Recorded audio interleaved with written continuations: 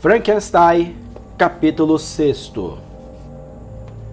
Clerval, então, pôs a seguinte missiva em minhas mãos. Era de minha Elizabeth.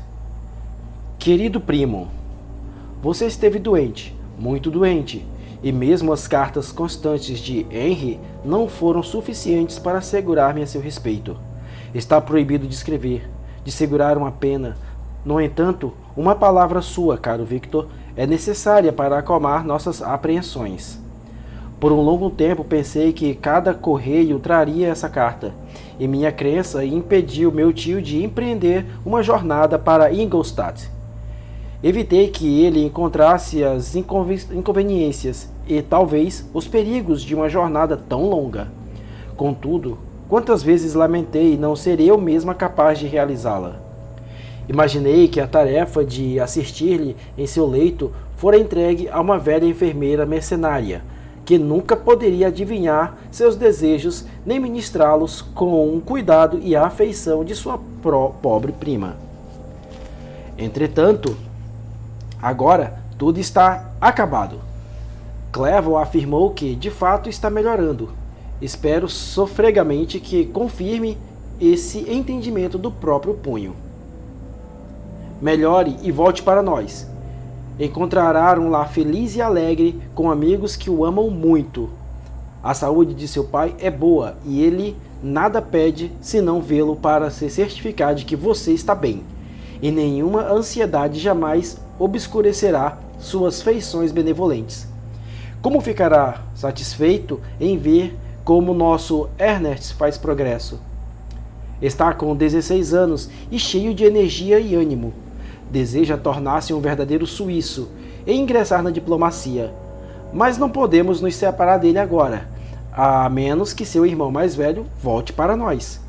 Meu tio não está satisfeito com a ideia de uma carreira militar em um país distante, mas Ernest nunca demonstrou sua capacidade de aplicação. Vê o estudo como um grilhão odioso. Passa o tempo ao ar livre, a subir as montanhas e a remar no lago. Temo que ele se torne um ocioso, a menos que façamos uma concessão e permitamos que ingresse na profissão que escolheu. Poucas coisas mudaram, exceto o crescimento de nossas queridas crianças, desde que você nos deixou. O lago azul e as montanhas cobertas de neve nunca mudam, e penso que nosso lar plácido e nossos corações contentes regidos pelas mesmas leis imutáveis. Minhas ocupações triviais tomam-me tempo, entretenho-os e sou recompensada por qualquer esforço quando não vejo nada além de rostos felizes e amáveis ao meu redor. Desde que nos deixou, uma mudança aconteceu em nosso lar. Recorda-se das circunstâncias de que Justine Moritz ingressou na nossa família? Provavelmente não. Narrarei a história, portanto, em poucas palavras. A senhora Moritz, a mãe dela, era uma viúva com 4 crianças, das quais Justine era a terceira. Essa menina sempre foi a favorita do pai, mas, por uma perversidade estranha, a mãe não a tolerava e, depois da morte do Sr. Moritz, tratou-a muito mal. Minha tia observava esse cenário e, quando Justine fez 12 anos, convenceu a mãe a deixá-la viver em nossa casa. As instituições republicanas de nosso país produziram costumes mais simples e felizes do que as que predominavam nas grandes monarquias que o cercam. Por isso, há menos distinção de classes entre os habitantes e os de condições mais baixas. Não sendo tão pobres ou desprezados, têm costumes mais refinados e morais. Um servo em Genebra não significa a mesma coisa que um serviçal na França ou na Inglaterra.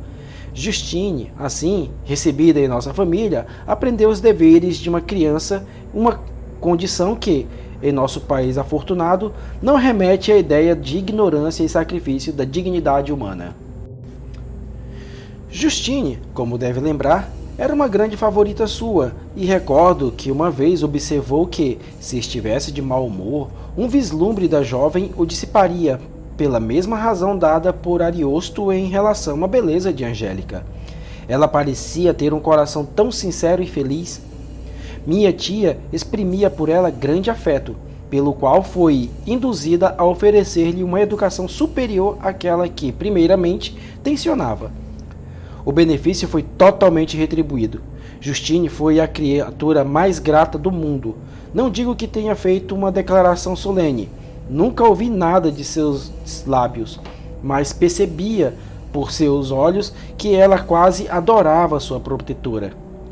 Embora sua disposição fosse alegre e, em muitos aspectos, irrefletida, prestava a maior atenção em cada gesto de minha tia. Via nela um modelo de excelência e esforçava-se por imitá-la na maneira de se expressar e nos modos, de forma que, mesmo agora, muitas vezes, ela me faz lembrar de titia. Quando a querida tia morreu, todos estavam por demais ocupados com a própria dor para notar a pobre Justine, que a assistira na doença como a maior das afeições. A pobre Justine estava deveras aflita, contudo, outros desafios ainda lhe aguardavam. Um por um, seus irmãos e suas irmãs morreram, e sua mãe, com exceção da filha negligenciada, ficou sem filhos. A circunstância da mulher estava perturbada. Começou a pensar que a morte de seus favoritos era um julgamento divino para castigá-la pela parcialidade. Era católica e creio que seu confessor confirmou essa ideia por ela concebida. Consequentemente, poucos meses depois de sua partida para Ingolstadt, Justine foi chamada para voltar à casa da mãe arrependida. Pobre moça! Chorou quando deixou nosso lar. Estava muito alterada desde a morte da titia. A dor tinha conferido uma suavidade e benignidade insinuamente aos seus modos, que antes eram dignos de uma nota pela vivacidade. Tampouco a estadia na casa de sua mãe pôde restaurar sua alegria. Aquela mulher lamentável era muito oscilante no arrependimento. Às vezes implorava a Justine para perdoá-la pela indelicadeza, mas com muito mais frequência a acusava de ter causado a morte dos seus irmãos e irmãs. O desgaste perpétuo, por fim, enfraqueceu a senhora Moritz, que, em um primeiro momento, aumentou sua irritabilidade. Mas agora ela descansa em paz para sempre. Morreu na primeira aproximação do tempo frio, no início do inverno passado. Justine voltou para nós e assegura a você que a amo ternamente. Ela é muito inteligente, gentil e extremamente bela. Como mencionei antes, seu semblante e expressões continuamente recordam-me de minha querida tia. Também devo dizer umas breves palavras, querido primo, sobre o pequeno e querido William. Gostaria que pudesse vê-lo. Está muito alto para a idade. Tem doces olhos azuis sorridentes, cílios escuros e cabelos cacheados. Quando sorri, 2 covinhas aparecem em cada lado do rosto rubro de saúde. Já teve 1 ou 2 pequenas esposas, mas Louise Byron é sua favorita, uma bela menina de 5 anos. Agora, querido Victor, ousaria perguntar se gostaria de ser agraciado com um pequeno mexerico a respeito da boa gente de Genebra. A bela senhorita Mansfield já recebeu as visitas de congratulação pelo casamento com um jovem inglês, John Melbourne, ilustríssimo cavalheiro. Sua irmã horrorosa, Manon, casou-se com o Sr. Duvillac, um banqueiro rico, no outono passado. Seu companheiro de escola predileto, Louis Menor, sofreu reveses desde a partida de Clerval. No entanto, já recuperou o ânimo e dizem que está a ponto de casar com uma francesa muito vivaz e bela, a Madame Tavernier. É viúva e muito mais velha que Menor, mas é a favorita de todos e muitíssimo admirada. Escrevo com o melhor dos ânimos, querido primo, mas minha aflição retorna ao concluir esta carta. Escreva, querido Victor. Uma linha, uma palavra será uma bênção para nós.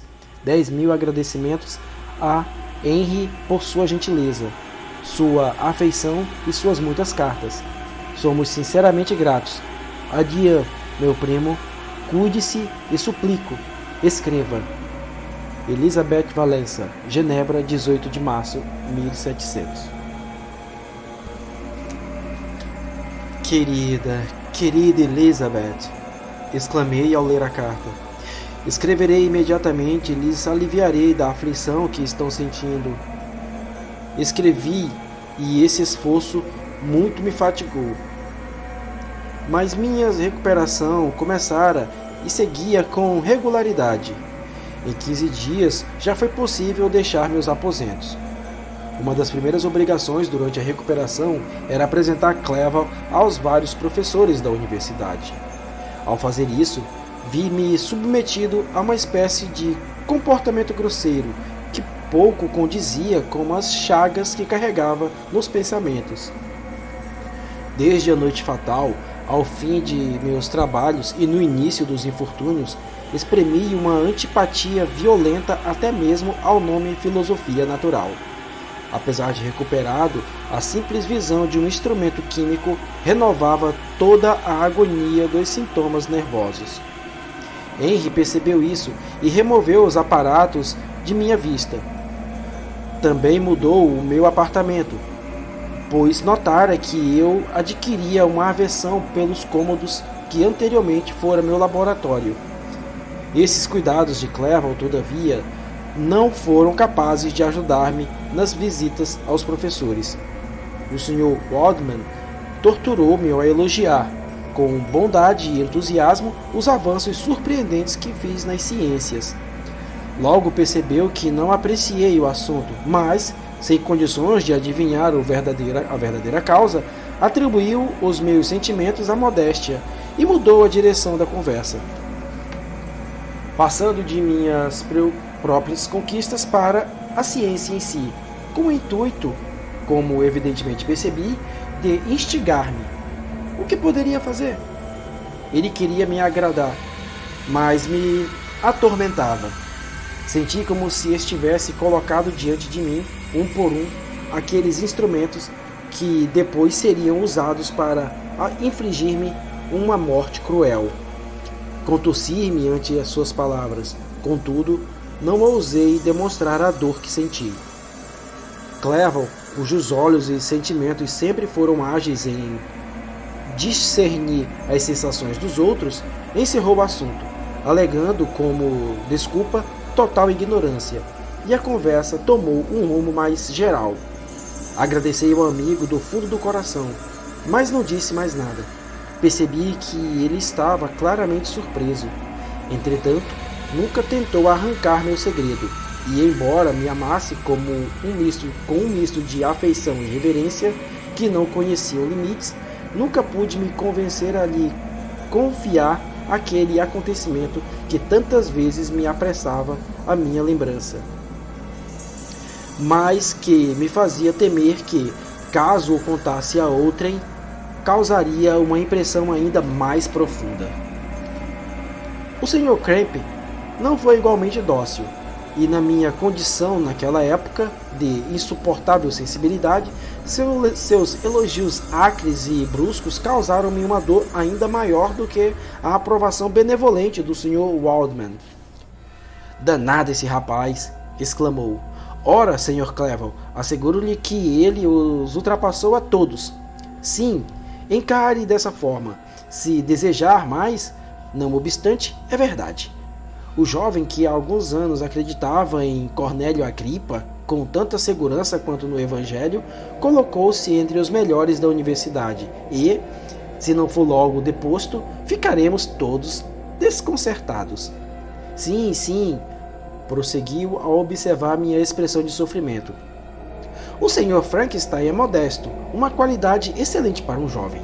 Os jovens devem desconfiar de si mesmo. Você sabe, Sr. Clerval. Eu mesmo, quando jovem, era assim, mas isso passa em pouquíssimo tempo." O Sr. Cramp começa agora um elogio a si mesmo, o que, felizmente, desviou a conversa de um assunto que tanto estava me incomodando. Clerval nunca simpatizara com o meu gosto pelas ciências naturais, e suas atividades literárias diferiam por completo daquelas que me absorviam.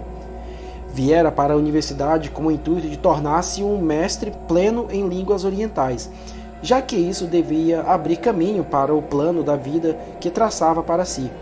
Decidido a buscar uma carreira nada inglória, voltou os olhos para o Oriente, de modo a proporcionar oportunidade para seu espírito empreendedor. As línguas persa, árabe e o sânscrito atraíam sua atenção, e foi facilmente induzido a ingressar nos mesmos estudos. A indolência sempre me aborrecia e agora me desejava fugir da reflexão. Detestando meus antigos estudos, senti grande alívio em ser um pupilo de meu amigo, encontrando não apenas instrução, mas consolação na obra dos orientais. Não tentei, como ele, obter um conhecimento crítico dos dialetos, pois não esperava fazer deles uso algum, vendo-os tão somente como um divertimento temporário. Lia simplesmente para compreender o significado, e meus esforços foram recompensados. Sua melancolia era reconfortante e a alegria inspiradora, de uma maneira que jamais experimentava ao estudar os autores de quaisquer outros países. Quando lemos esses escritos, a vida parece consistir em um sol cálido e um jardim de rosas, nos sorrisos e olhares severos de um inimigo justo e no fogo que consome nosso próprio coração. Como é diferente da poesia heróica e viril da Grécia e de Roma. O verão transcorreu nessas preocupações, e meu retorno a Genebra foi marcado para o final do outono, mas adiado por vários incidentes. Chegaram o inverno e a neve, as estradas foram consideradas intransitáveis e minha jornada foi postergada até a primavera seguinte. Senti amargamente o adiamento, pois desejava rever minha cidade natal e meus queridos amigos. O retorno só fora adiado porque não queria deixar Clevel em um lugar estranho antes que pudesse se familiarizar com qualquer um dos habitantes. O inverno, no entanto, transcorreu alegre e, embora a primavera tenha chegado singularmente tarde, sua beleza compensou a demora. O mês de maio já havia começado e eu esperava diariamente a carta que estabelecia a data de minha partida, quando Henry propôs uma caminhada pelos arredores de Ingolstadt para despedir-me pessoalmente do país que residira por tanto tempo. Acedi, com prazer, ao convite. Apreciava o exercício físico e Clevel sempre fora meu companheiro favorito em passeios dessa natureza, que realizava entre os cenários de minha terra natal. Passamos uma quinzena nessas perambulações.